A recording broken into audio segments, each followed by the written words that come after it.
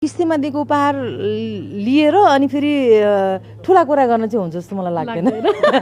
यसो भनेर त म छुच्चो देखिन्छु होला तर मलाई चाहिँ झुट बोल्न आउँदैन त्यसकारण मलाई चाहिँ त्यस्तो लाग्छ यो मेरो इन्डिभिजुअल विचार हो मेरो विचारसँग तपाईहरु सहमत नहुन पनि सक्नुहुन्छ तर लोकतन्त्र हो हैन आफ्नो आफ्नो विचार राख्न पाइन्छ मलाई कोही मान्छे मन पर्दैन होला मन पर्दैन भन्न पनि पाइन्छ रेखा थापा तपाईलाई मन पर्दैन तपाईले पनि मन पर्दैन भन्न पाउनुहुन्छ म सम्मान गर्छु त्यो कुरालाई हैन तर सहीलाई सही र गलतलाई गलत चाहिँ भन्न सक्नुपर्छ जस्तो लाग्छ र अहिले पछिल्लो समयमा नयाँ नयाँ नयाँ नयाँ नयाँ भनिरहेका छौं एउटा व्यक्तिलाई मानिने एउटा ठूलो रोग लागेको छ ओके त्यो रोगलाई हामीले निको पार्ने उपचार गर्ने कोसिस गर्ने हो अर्को मान्छेलाई पनि त्यस्तै ठूलो रोग लागेको होला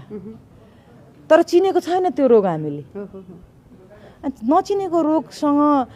आसक्ति हुनु भन्दा त चिनेकै रोगलाई क्योर गरौँ न बरु त्यही सुधारौँ न नचिनेको कस्तो होला त्यो रोग निको भएन भने फर एक्जाम्पल भोलि अर्कै दुर्घटना भयो भने जस्तो लाग्छ मलाई।